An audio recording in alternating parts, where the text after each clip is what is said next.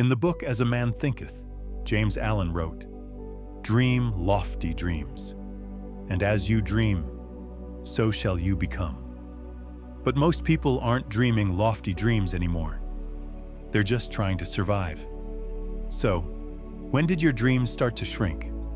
At what point did you begin trading bold vision for practicality?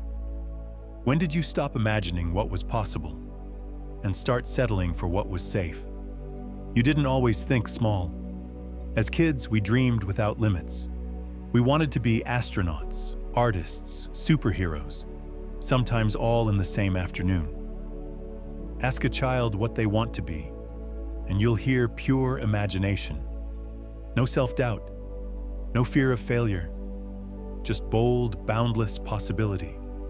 But somewhere along the way, life told us to be realistic, to play it safe, and little by little, we stopped dreaming altogether. But here's something we forget. Everything around you, the products, the buildings, the technology, began as a dream. Someone had a bold thought and refused to let it go. That bold, imaginative version of you, they're still in there, waiting to be remembered. Thoughts are things. Your imagination is not a fantasy. It's a blueprint for what can be built. As Les Brown said, you have greatness within you. And that greatness, it starts with your ability to dream again. In this video, you're going to learn how to reclaim your boldest dreams and the steps to actually make them real. Let's begin. Step 1. Envision the impossible. See what can be, not just what is. Instead of a caterpillar, you see a butterfly. Instead of an empty land lot, you see a beautiful home. That's the power of vision. It dares to look past limitations and sees possibility. It's your first act of courage, the moment you dare to see beyond your current circumstances and imagine something bigger. But vision alone isn't enough. You have to engage with it, shape it, give it detail. So begin here. Write down 20 big, bold dreams. Not goals, dreams. The things you dare to want, if nothing could stop you. Experiences you crave, places you long to go, people you hope to meet. The impact you're here to make. Let it pour out without judgment. Don't trim your dreams to fit reality. Let reality expand to fit your dreams. Then, give your dreams a form. A vision board, a digital collage, a notebook filled with images. Whatever brings them to life. Add pictures, words, symbols, anything that makes the invisible feel real. Why? Because what you can visualize, you begin to believe. And what you believe, you start to pursue. When you envision the impossible, you also expand your identity. You stop asking, "Can I really do this?" and start wondering, "What would life look like if I did?" Step 2. Talk like a dreamer. The words you speak shape the world you live in. If you speak small, you start to think small. If you speak possibility, your mind starts to believe in it. That's why dreamers talk differently. They speak with energy, with vision, with belief, even when the evidence hasn't shown up yet. So start upgrading your language. Stop saying, "I'm fine," and start saying, "I feel unstoppable." Stop defaulting to, "I could never," and try, "What if I could?" The way you describe your life becomes the way you live it. And it's not just what you say out loud, it's what you whisper to yourself. When you face a challenge, do you hear, "This is too hard," or "This is a moment I grow from"? Your internal voice sets the tone for your entire journey. Eliminate language that limits you. Words like impossible, too late, not enough. Those aren't facts, they're habits. And every time you use them, you reinforce a ceiling that doesn't need to exist. So speak like a dreamer. Be the person who believes good things are coming, who shares optimism like it's contagious, who builds belief with every sentence. Because when your words align with your dreams, your actions follow. Step 3. Feed your dream. Take action even when it's messy, even when you don't feel ready, even when no one's watching. That's how you feed a dream. Not by waiting, but by moving. Dreams don't thrive in stillness. They grow through motion, through decisions, through imperfect steps taken anyway. Do something today that nudges your vision forward. Read the book, send the email, sketch the idea, take the first step. Motion creates clarity, and clarity builds momentum. You won't figure everything out before you start, but you'll figure it out because you started. As you move, something powerful happens. You grow, you gain experience, and most importantly, you start believing you're the kind of person who follows through. That's what belief is. It's not just a mindset, it's a habit. Built step by step, action by action. Inspiration is fleeting, but habits are fuel.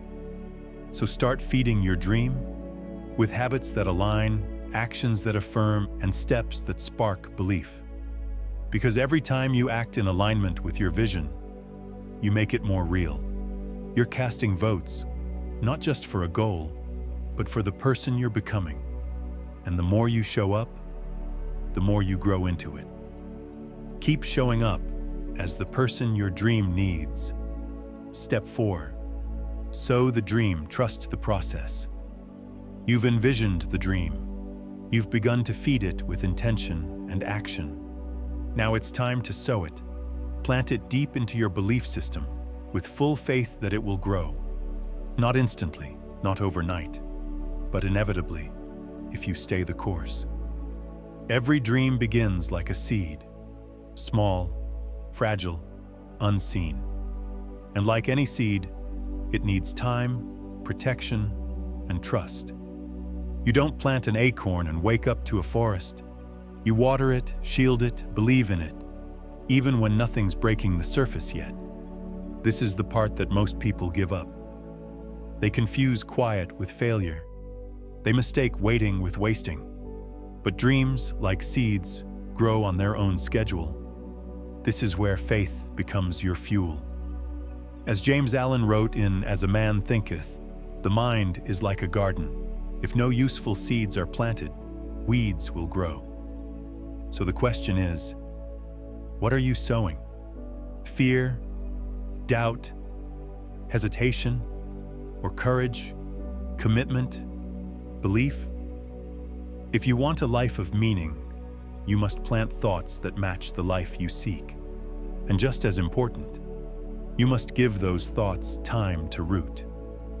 You'll be tempted to dig them up, to check if they're working, to compare your timeline to someone else's. But growth isn't always visible until it is. So trust the process. Practice delayed gratification. Resist the urge for quick results. And remember, your dreams are growing, even in the dark. Because what you plant with purpose, water with belief, and protect with patience will bloom when the time is right. So here's how to put this into practice. Return to your list of 20 bold dreams and choose one. Beneath it, write, "This is already in motion." Read it, say it, let yourself believe it, even if there's no evidence yet. Because what you believe, you water, and what you water grows. Step 5. Curate your world. Your environment is either feeding your dream or starving it. You can't think big in a space that keeps you small. You can't stay focused in a world full of noise. And you can't rise above your limits while being surrounded by what reinforces them. So take a hard look around you. Your space, your inputs, your influences, your circle. Ask yourself, do these things reflect the future I'm building or the past I've outgrown? Start by curating your space. You don't need a designer loft or a Pinterest-worthy desk. You need a space that breathes clarity, one that supports creativity, focus, and bold thinking. Clear your clutter. Eliminate distractions. Surround yourself with visual reminders of your dream. Next, curate your inputs. What you consume becomes what you contemplate. Podcasts, books, social media feeds, do they uplift you, expand you, challenge you? Or are they numbing you, draining you, pulling you back into average? Choose inputs that stir your imagination, elevate your thoughts, and strengthen your belief. Finally, curate your people. You don't need an entourage. You need alignment. People who see your vision, or at least support your right to pursue it. People who remind you who you are when you forget. That doesn't mean cutting everyone off. It means setting energetic boundaries, giving more access to those who energize you and less to those who shrink you.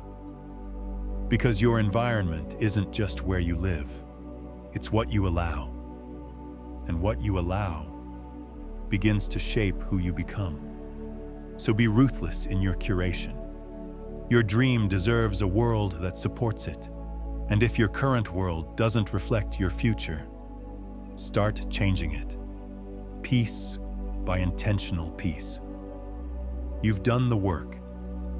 You've envisioned the impossible, spoken life into your dreams, fed them with action, sown them with faith, and curated your world for growth. Now, it's time to live them. You weren't born to play small. You were born to shape your life with bold intention, to dream big and act bigger, and you've got the roadmap. But here's the truth. Knowing the steps isn't the hard part. Starting is. So let this be your moment. The moment you stop shrinking your vision, stop waiting for permission, and start living like the dream matters, because it does.